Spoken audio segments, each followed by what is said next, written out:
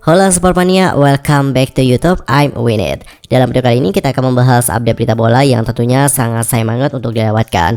Dan untuk kalian yang tidak mau ketinggalan informasi apapun, kalian bisa langsung subscribe channel YouTube ini dan bunyikan loncengnya juga. Tanpa basa-basi lagi, berikut adalah berita selengkapnya.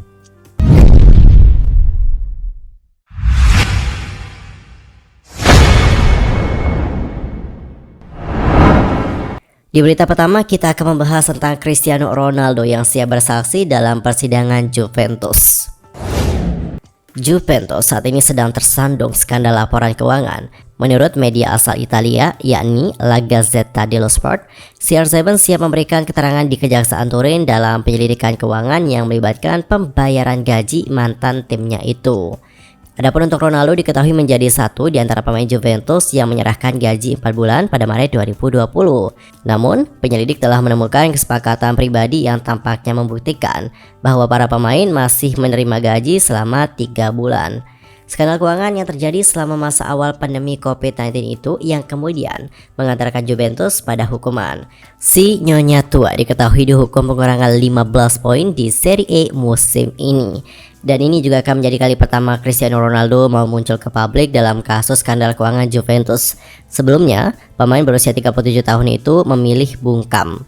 Meskipun demikian, masih belum diketahui secara pasti kapan Ronaldo akan datang ke Turin dan bersaksi dalam persidangan tersebut. Selain itu ada juga beberapa kota lain yang bisa dijadikan opsi sebagai lokasi persidangan. Selain Turin ada juga Lisbon dan juga Madrid. Nah, saat ini Ronaldo diwakili oleh kuasa hukum bernama Salvatore Pino di Italia. Dan sebelum kesaksian tersebut, Pino yang akan mengurus segala sesuatunya.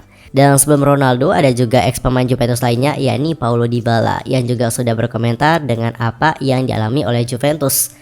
Pemain internasional Argentina itu membahas cukup banyak soal kesepakatan gaji antara pemain Juventus dan manajemen selama kompetisi dihentikan karena pandemi COVID-19.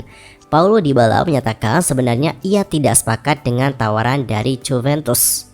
Seperti yang dilansir dari Sport Italia, Dybala mengatakan lebih lanjut, proposal saat itu adalah tidak menerima 4 bulan gaji. Saya tidak ingat persis itu selama bulan apa. Yang jelas kami tidak sepakat karena tidak mau melepas gaji sebanyak itu. Kesepakatannya adalah 3 bulan gaji akan diterima pada tahun berikutnya. Dan kami merelakan 1 bulan gaji. Ketika mereka meminta kami melepas 4 bulan gaji, kami terkejut. Dan banyak dari kami yang mengatakan tidak. Dan kami akhirnya tidak digaji 4 bulan pada tahun itu. 3 bulan mereka bayarkan pada tahun berikutnya dan 1 bulan kami relakan. Itulah kesepakatan akhirnya. Di sisi lain, Leeds United telah mencapai kesepakatan dengan Juventus untuk transfer dari Weston McKennie. Sang pemain akan memperkuat Leeds United dengan status sebagai pinjaman. Gelandang asal Amerika Serikat itu bergabung dengan Juventus sejak tahun 2021 lalu. McKennie kemudian diangkut dari klub Bundesliga yakni Schalke. Dan sekarang ini McKennie masih terikat kontrak sampai tahun 2025 di Allianz Stadium. Kontraknya itu juga masih tersisa cukup panjang. Meski demikian, McKennie tidak masuk dalam rencana utama Massimiliano Allegri di Juventus. Alhasil, McKennie pun memutuskan untuk mencari klub baru pada bursa transfer Januari 2023. Jurnalis dari Italia yakni Fabrizio Romano mengklaim bahwa McKennie akan pindah ke Leeds. Kedua tim juga sudah mencapai kesepakatan untuk transfer pemain berusia 24 tahun itu. McKennie juga akan memperkuat Leeds dengan status pinjaman. Leeds diketahui mengeluarkan 1,2 juta euro untuk biaya peminjaman sang pemain.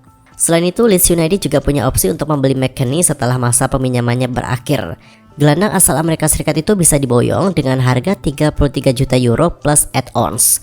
McKennie sendiri telah mencapai kesepakatan pribadi dengan Leeds, tapi hanya akan diumumkan dalam waktu dekat ini. McKennie juga menjadi rekrutan ketiga Leeds pada bursa transfer musim dingin 2023. Dan sebelumnya untuk klub ini sudah mendatangkan Maximilian Robert dari RB Salzburg dan juga Jorginho Rutter dari Hoffenheim. Lanjut ke berita kedua, kita akan membahas tentang Casemiro yang disebut naik ke level Manchester United. Apakah kalian sepakat dengan hal tersebut? Sebuah pujian diberikan Harry Maguire kepada Casemiro yang menilai sang gelandang telah memberikan dampak yang sangat besar bagi skuad Manchester United.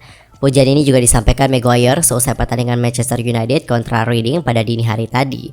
Pada laga tersebut, Erik ten Hag mempercayakan Maguire dan Casemiro menjadi starter. Casemiro bisa dikatakan menjadi bintang utama setan merah di laga tersebut. Ia berhasil mencetak 2 gol sehingga MU menang 3-1 atas Reading. Kemudian Maguire menyebut bahwa Casemiro benar-benar menjadi pembeda bagi Manchester United. Maguire sendiri mengaku tidak kaget melihat betapa besar dampak yang diberikan Casemiro pada skuad Setan Merah pada musim ini. Ia menilai sepanjang karirnya bahwa Casemiro telah membuktikan ia menjadi salah satu pemain terbaik di dunia. Hal itu ia lanjutkan saat bersama dengan Manchester United.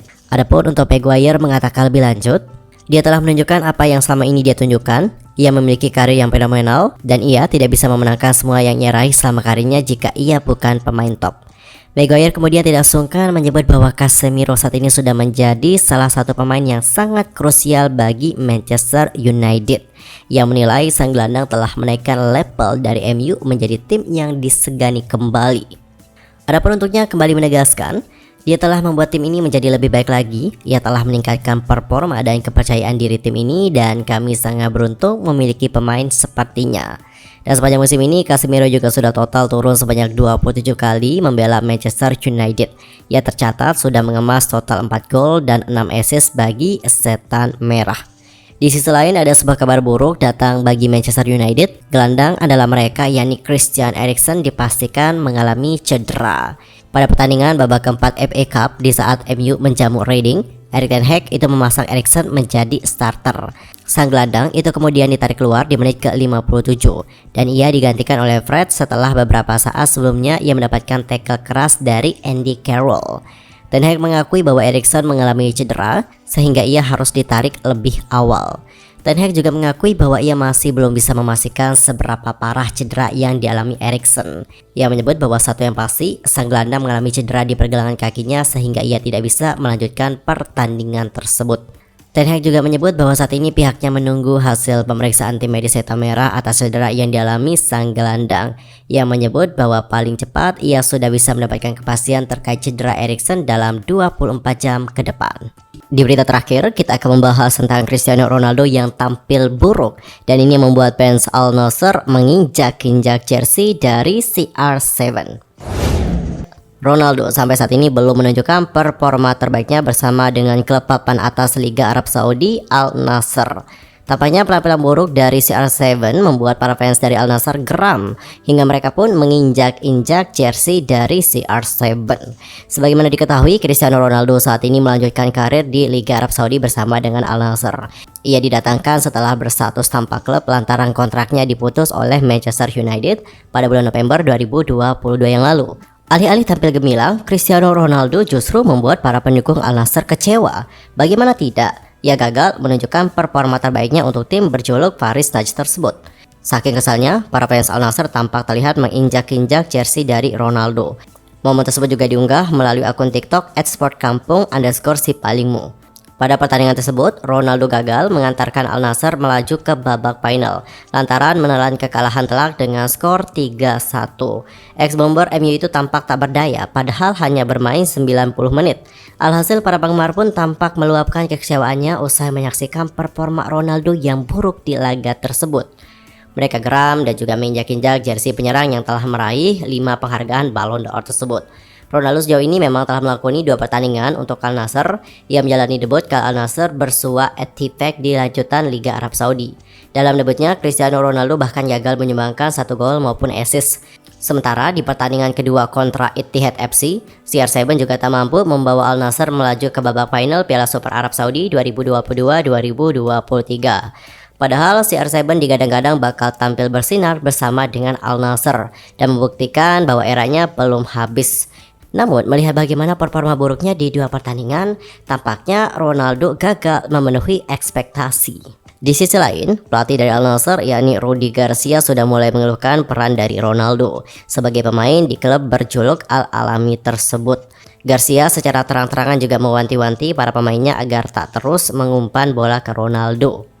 Adapun untuk Garcia mengatakan lebih lanjut, sangat penting bagi para pemain untuk bermain normal dan jangan terus mengoper bola ke Cristiano. Sebilang ke mereka agar membuat keputusan yang benar di lapangan. Tentu saja ketika Cristiano atau Anderson Talisca punya peluang dan meminta bola, kita harus memberikan bola kepada mereka.